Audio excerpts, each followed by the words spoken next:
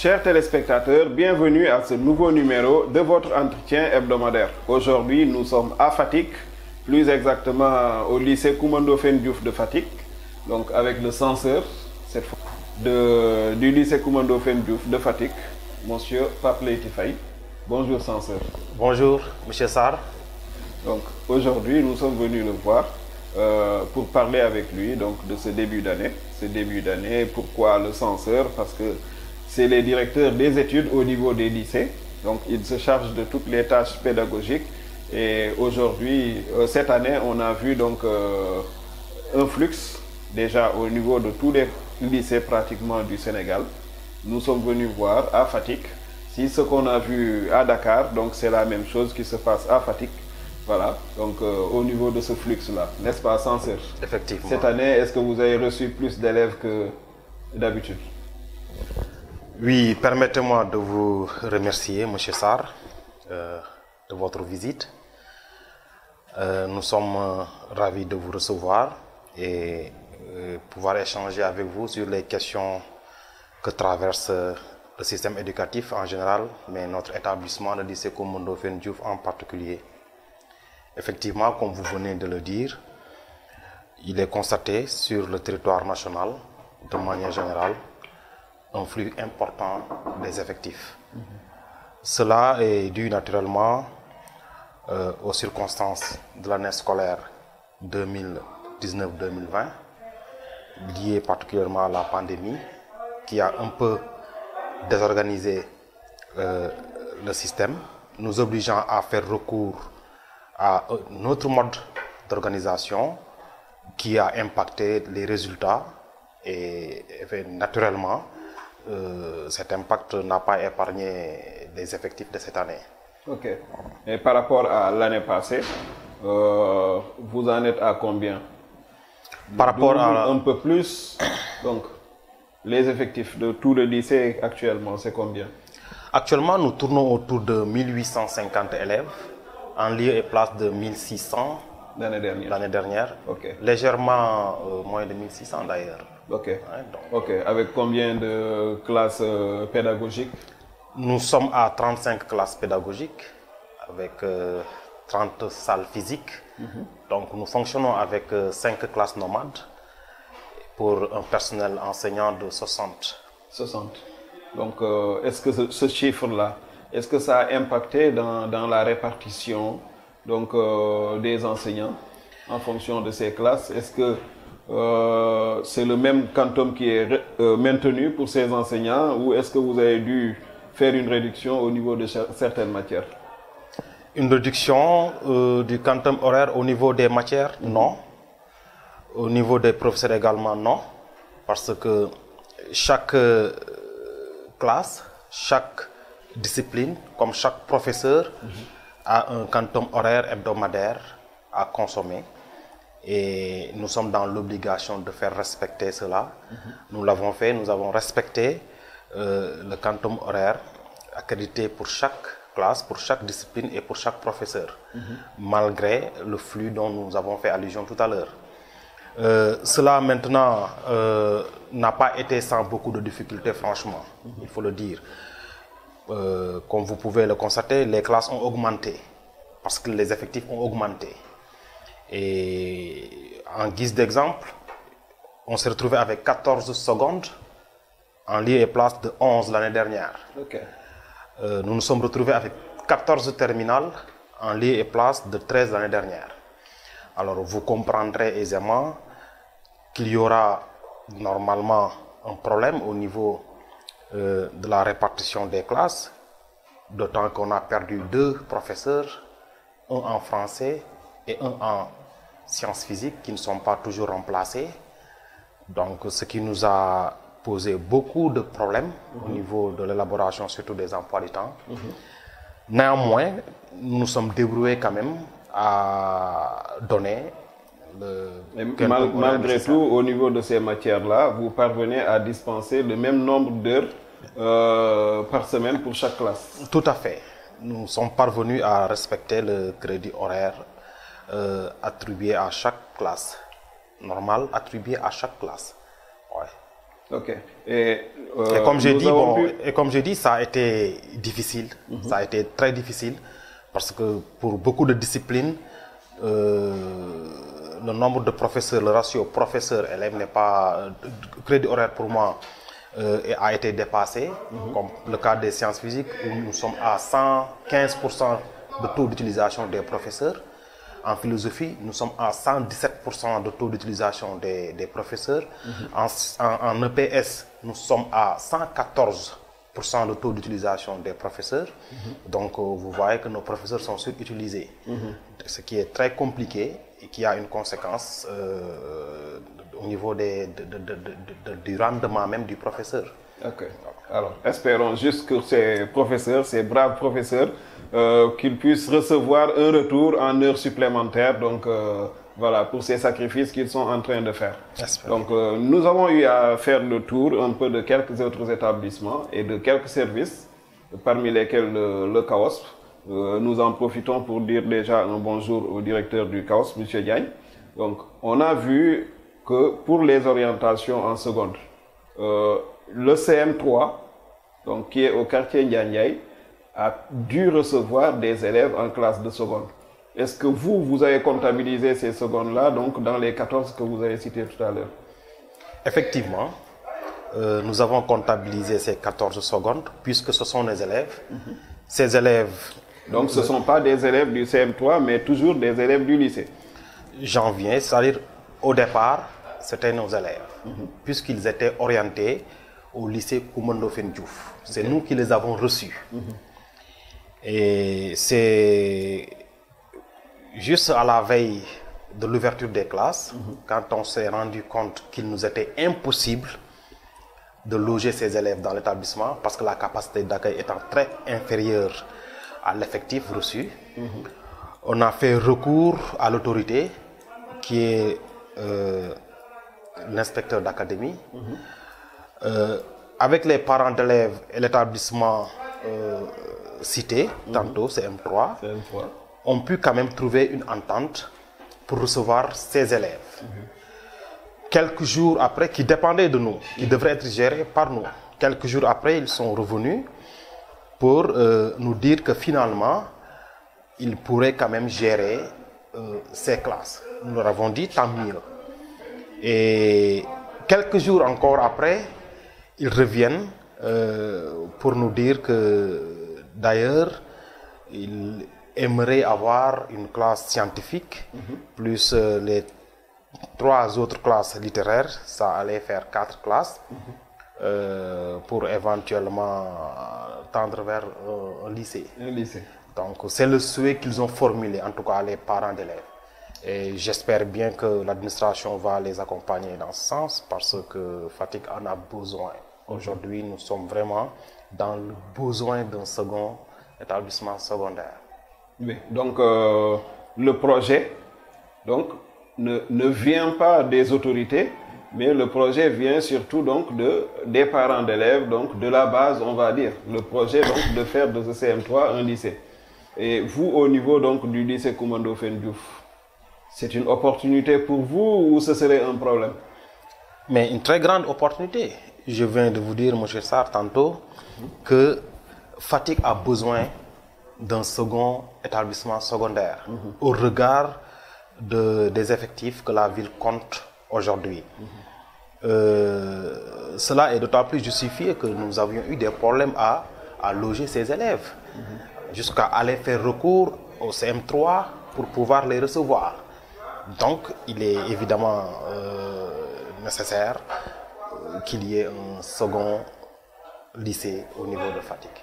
Cela fait nos affaires, puisque cela va décongestionner un peu le lycée Coumba Ndoffène Diouf.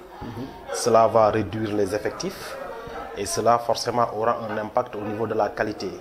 Parce que plus les effectifs sont pléthoriques, moins il y a un rendement, parce que plus les enseignements et apprentissages auront des difficultés à se dérouler correctement. Alors, je vous ai posé la question parce que nous sommes allés aussi au CM3 et nous avons vu qu'au niveau donc des classes physiques, ils n'ont pas eu un surplus de classes physiques.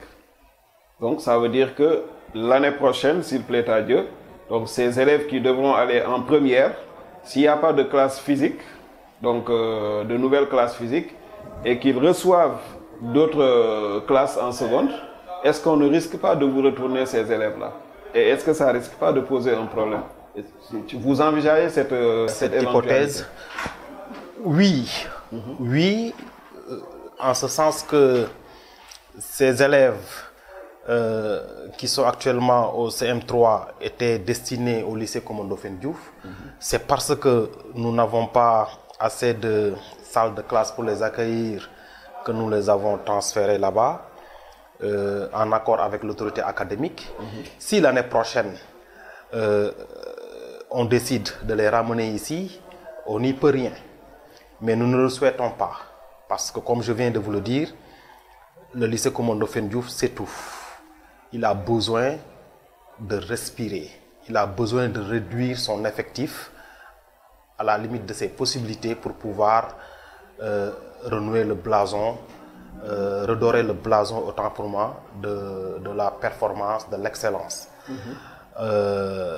Maintenant, d'ici à là, les autorités sont conscientes de la situation, elles chercheront une solution à cela, en ajoutant certainement des salles de classe. Et j'en profite pour renouveler l'appel que j'ai toujours lancé aux autorités, surtout les autorités locales qui ont la charge de l'éducation, en premier le conseil départemental, mais également la municipalité, à augmenter la capacité d'accueil du lycée Coumba Ndoffène Diouf.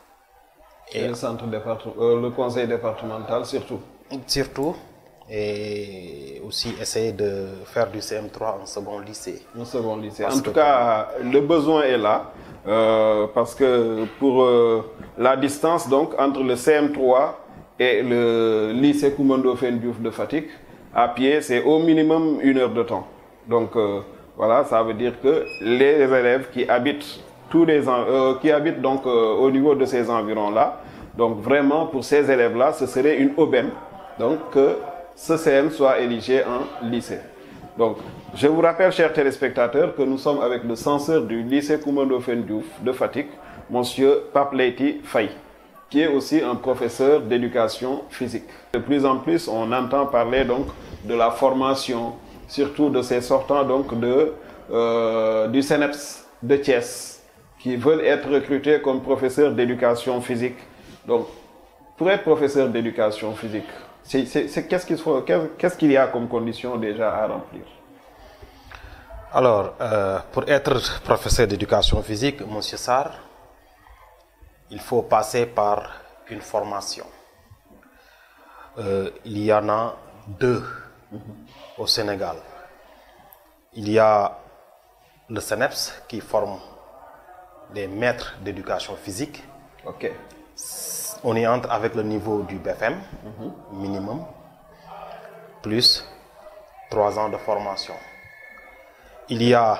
Et on sort comme maître d'éducation physique. Et non pas comme professeur d'éducation physique. Pas comme professeur d'éducation physique. Okay. D'ailleurs, les sortants du CNEPS n'ont pas la qualification du professeur ou du maître d'éducation physique en tant que tel. Mais ils reçoivent la formation des animateurs socio-culturels, mais qui sont utilisés comme maîtres d'éducation physique. Dans les CM ou dans les lycées?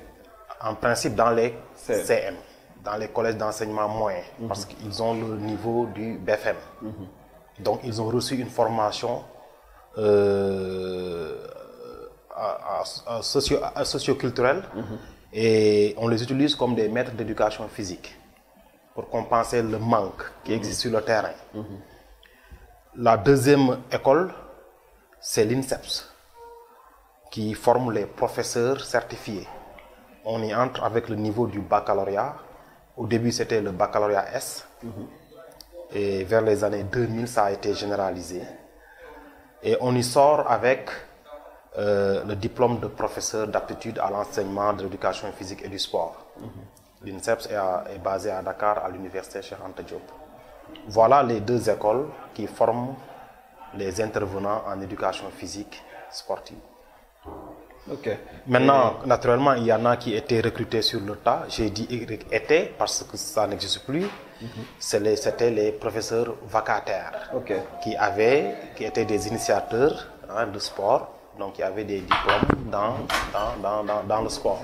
Ok. Mais ce mode de recrutement donc n'existe plus. N'existe plus, il a été dépassé. Le recrutement dans la vacation n'existe plus, a été arrêté.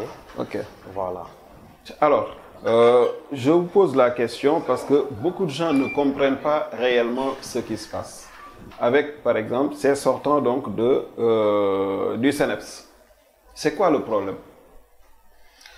Le problème, je ne saurais vous l'expliquer avec certitude, parce que je ne suis pas dans les secrets de Dieu. Peut-être que c'est le CNEPS et le ministère qui pourraient certainement vous donner Le ministère de l'Éducation? De l'Éducation et des Sports. Des Sports. Parce que normalement, le CNEPS dépend du ministère des Sports. Effectivement, du ministère des Sports. Les professeurs, les maîtres d'éducation physique doivent être recrutés par le ministère de l'Éducation. Mais ce n'est pas une obligation pour le ministère de l'Éducation de recruter ses maîtres d'éducation physique, en ce sens que ce n'est pas lui qui a commandé la formation. Donc, ça c'est le premier obstacle. Le second, c'est que ces sortants du CNEPS, dits maîtres d'éducation physique, ne peuvent pas loger dans aucun des corps qui existent au niveau de la fonction publique.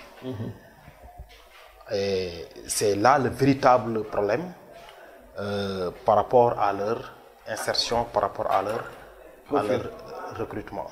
Malheureusement, chaque année, ce problème revient avec des grèves de la faim. Donc voilà, on entend beaucoup de choses. Donc, mais aujourd'hui, le ratio des professeurs d'éducation physique, en tout cas chez vous au lycée Coumando Fène, est-ce que le ratio est atteint?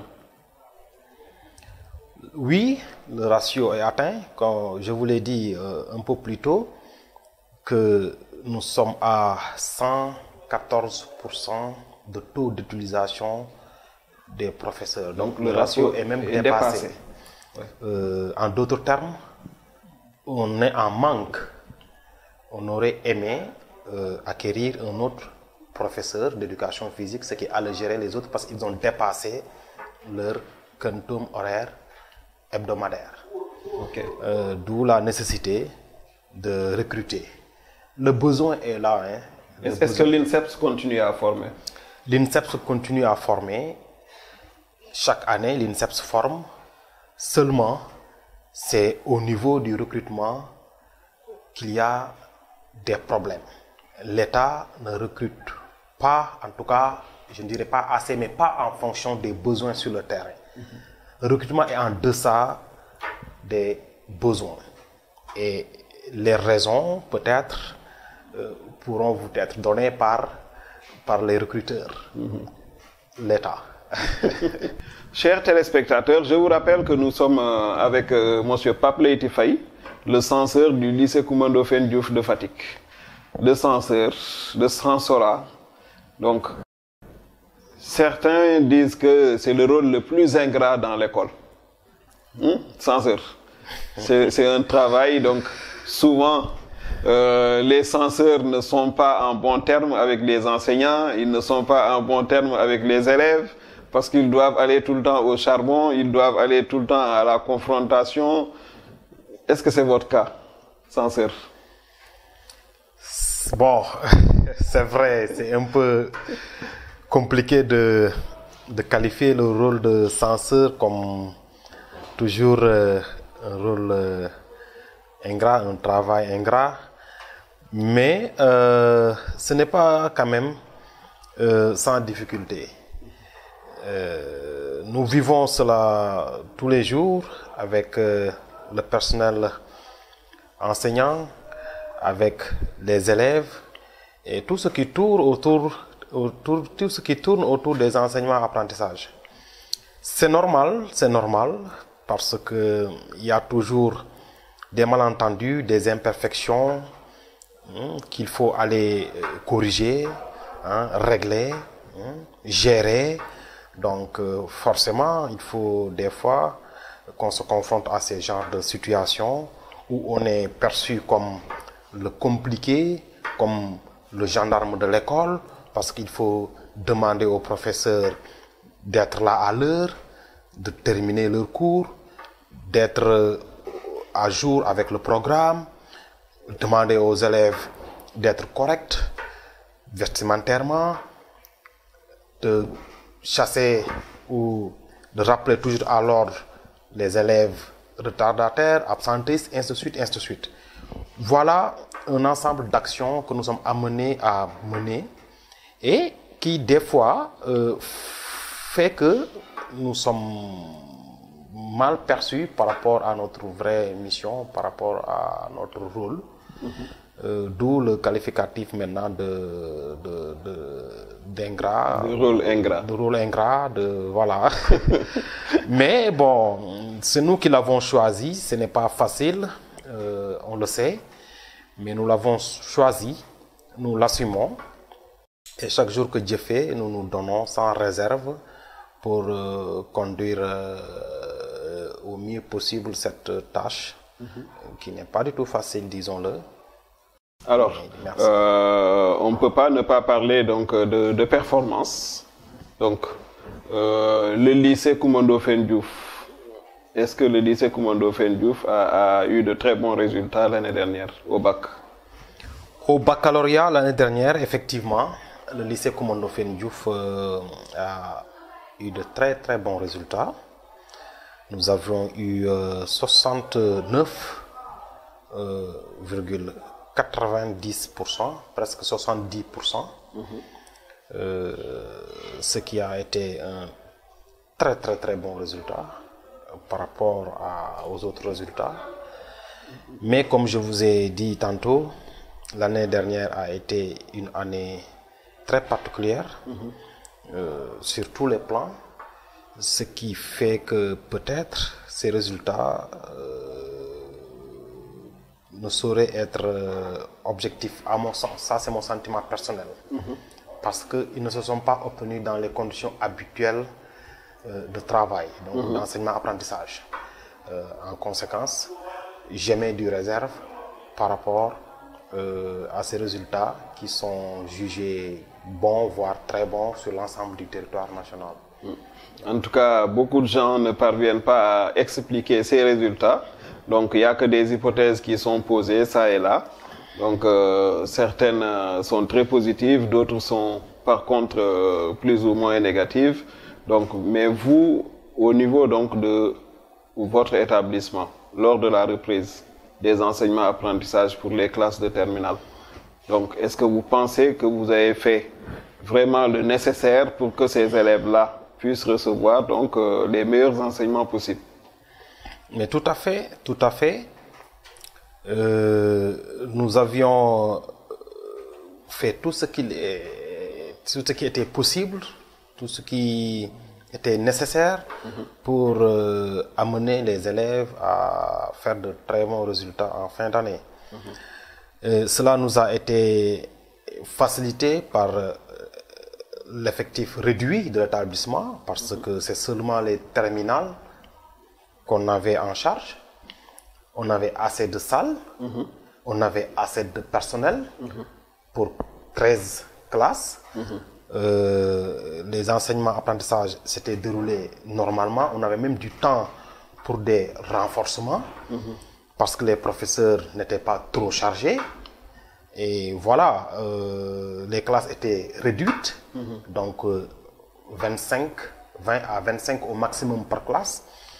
Je pense ce sont là les circonstances qui ont concouru à ces bons résultats en fin d'année. En tout cas, au moins, ça c'est factuel. C'est quelque chose qui a été unanimement constaté. Le personnel qui était dans les salles de classe a constaté que le niveau des élèves pendant cette période a significativement augmenté. C'est significativement élevé. Et cela est dû au fait que les effectifs étaient réduits, donc la classe était mieux maîtrisée, le professeur pouvait contrôler tout le monde, Et du coup, les résultats ont suivi. Donc ça veut dire que quelque part, les réserves devraient être un peu mises de côté. Donc, mais sinon, l'autre chose, parce qu'on arrive au terme donc, de l'émission bientôt, l'année dernière, on a vu que certains programmes ont été amputés, n'est-ce pas? Donc, du fait de la pandémie. Et je sais qu'il y a plusieurs propositions. Donc, Bakary Badiane, que nous saluons au passage, Sanoussi Ba, que nous saluons au passage. Donc, beaucoup d'invités que nous avons reçus à cette émission ont préconisé donc, que cela puisse continuer, que ces programmes-là puissent rester intacts, comme on a fait l'année dernière. Mais est-ce que cela donc, ne risque pas non plus d'avoir une incidence sur le temps qui est imparti à ces matières-là? Là où, par exemple, les élèves donc, faisaient 6 heures de temps en histoire géo, des élèves de, je sais pas, L2, par exemple, faisaient 6 heures de temps, est-ce qu'on ne risque pas de ramener ça à 5 heures si le programme est amputé? Surtout pour pallier le manque d'effectifs des enseignants. Tout à fait. D'ailleurs, en parlant de cette discipline histoire et géographie, le quantum horaire a été revu à la baisse. Donc aujourd'hui, il est de 4 heures, en lieu et place de 5 heures, Ok. en L2. Alors, je pense que ce serait quand même pertinent de revoir le programme. On le juge très lourd et ça a été le cri de cœur de tout le temps, en tout cas des acteurs de l'éducation que nous sommes. Et ça crée souvent des frictions entre le censeur et les enseignants aussi. Oui, des fois. Mais ce qui s'est passé cette année, les bons résultats enregistrés cette année nous ont confortés dans cette conviction qu'il serait quand même bien, si on veut parfaire le système éducatif, si on veut rendre davantage performants nos élèves, ce serait nécessaire d'alléger le programme que nous trouvons très lourd. Il y a beaucoup de disciplines et leur contenu également qu'il faudrait revoir. On ne peut pas continuer à enseigner le même contenu depuis les indépendances. Il faut oser aller vers des réformes. Des propositions ont été faites, des pensées ont été avancées dans ce sens. Beaucoup d'experts ont travaillé sur ce plan. Le ministère et l'État ont tout ce qu'il faut aujourd'hui comme information pour réformer ce système éducatif. Mais à mon avis, il y a la peur d'y aller. Et on ne doit pas avoir peur d'y aller. Réformons le système, osons-le, allégeons le programme, donnons l'essentiel aux élèves, ce qui les rendrait plus performants, ce qui les rendrait meilleurs. Tout à fait. On arrive au terme de l'émission. Votre dernier mot, c'est quoi? Un mot de remerciement à votre endroit pour le déplacement fait de Dakar à ici pour échanger avec nous sur cette question de l'éducation qui est aujourd'hui une question très importante parce que nous savons à quel point l'éducation est importante pour la jeunesse en particulier, mais pour toute une nation de manière générale. Cela était un plaisir et nous remercions votre structure et vous souhaitez également un bon retour à Dakar et demandez également que cela se répète. Inch'Allah. Nous allons certainement revenir régulièrement parce que le terrain, donc les établissements scolaires, c'est notre terrain de prédilection et nous reviendrons certainement donc vous voir ou voir d'autres acteurs donc de cet établissement. Effectivement. Donc, et je ne peux pas terminer sans pour autant rappeler que Fatick aujourd'hui est dans un besoin criard d'un second lycée. Il faudrait que le lycée Coumba Ndoffène Diouf soit désengorgé et qu'il soit aussi réhabilité. Depuis sa construction en 98, sa mise en fonctionnement en 98, jusqu'à maintenant, il n'y a aucun travail de réhabilitation qui a été fait. Le lycée est vieillissant, ce qui fait l'objet de grèves récurrentes. Alors, je lance un appel, je réitère cet appel que j'ai toujours lancé aux autorités locales, mais aussi au ministère de l'Éducation. Il y a un programme de réhabilitation des établissements du Sénégal. Le lycée Coumba Ndoffène Diouf en a besoin. Inch'Allah. Merci beaucoup. Donc, beaucoup de lycées en ont besoin et nous vous remercions aussi. Nous remercions M. Ndiaye, le proviseur donc, du lycée Coumba Ndoffène Diouf, qui nous a aussi très bien accueillis aujourd'hui. Nous remercions tous les enseignants donc, du lycée, tous les élèves, donc tous les enseignants, avec bien sûr M. Wad, Oumar Wad, donc Diagassar, donc et tous les autres enseignants de ce lycée. Chers téléspectateurs, nous vous remercions aussi et vous donnons rendez-vous dans une semaine pour un autre numéro de votre entretien hebdomadaire.